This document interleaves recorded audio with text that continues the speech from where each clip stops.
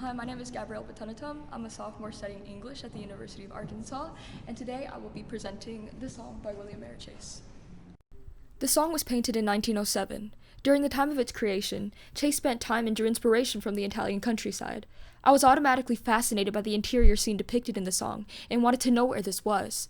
Through my searching, I am of the opinion that the interior space of the song immortalizes the courtyard of the Palazzo Bucini in Florence. This gorgeous courtyard has vaulted ceilings, Corinthian columns, and would account for the light source in the painting.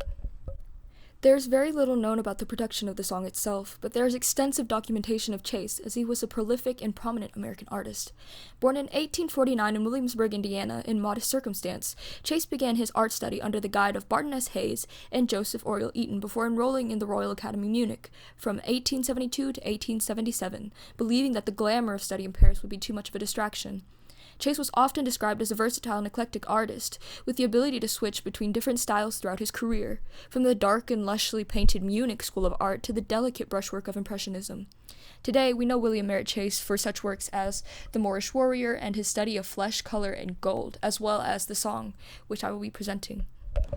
When analyzing this piece, I was drawn towards an interpretation that favored a deconstructional reading of the art. There's something so striking about the way light hits and curves around the woman in contemplation that automatically draws the viewer into the scene. At first, I didn't notice the pianist in the background because of the prominence of the pensive woman. Her hand is clutching the chair in a way that suggests a sort of agony and remembrance, as if the memory the song brings up is too poignant and too strong that she must anchor herself to the chair, as if to hold herself in the present. There's an ambiguity in her facial expression that is heightened by the loose brushwork, almost suggesting that her present reality and reaction is not as significant as the memory she is recalling. There's a sense of emotional distance developed between the viewers and the contemplative woman through the ambiguity of her expression, as we the viewers are very much left in the dark of what the intensity of her emotion is centered in, if it is positive or negative, and why the song played was able to elicit such a strong reaction from her.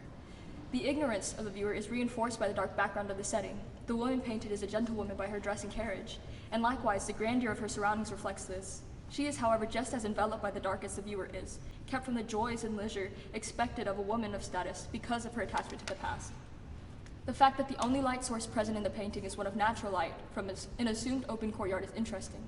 It conveys messages of a return to nature in the past, as she herself is doing by reminiscing. But the light source might also represent a sort of divinity or divine epiphany. It's also interesting to note the gorgeous vaulted ceiling, that breath of Gothic architecture, juxtaposed against those ornate Corinthian columns of the classical Greek style. It sets up the palazzo as a sanctuary defying the anthropic nature of time, and it also reflects the status of a woman who has lived through the memories and emotions as complex and dark as she is, and her surroundings. The flower plant beside the pianist is bright and blooming, propped up against the Corinthian column, almost suggesting that through the past and through the elusiveness of the memories, there is something the woman takes from them that might allow her to flourish and bloom as well.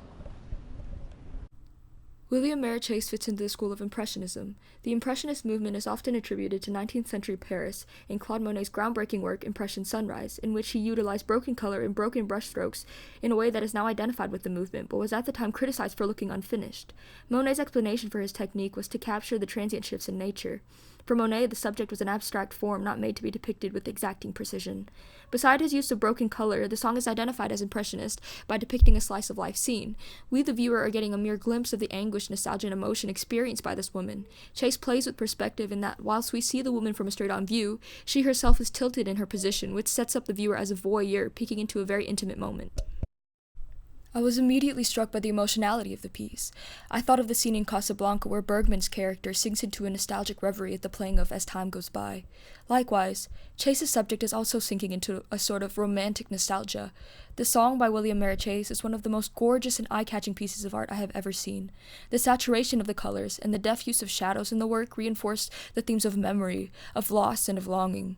The gorgeous bravura brushwork helps place the work in the school of Impressionism, but it also develops the dreamlike separation of the viewer from the realistic model and subject, and of the subject's own separation from the song by her escape into the memories it elicited.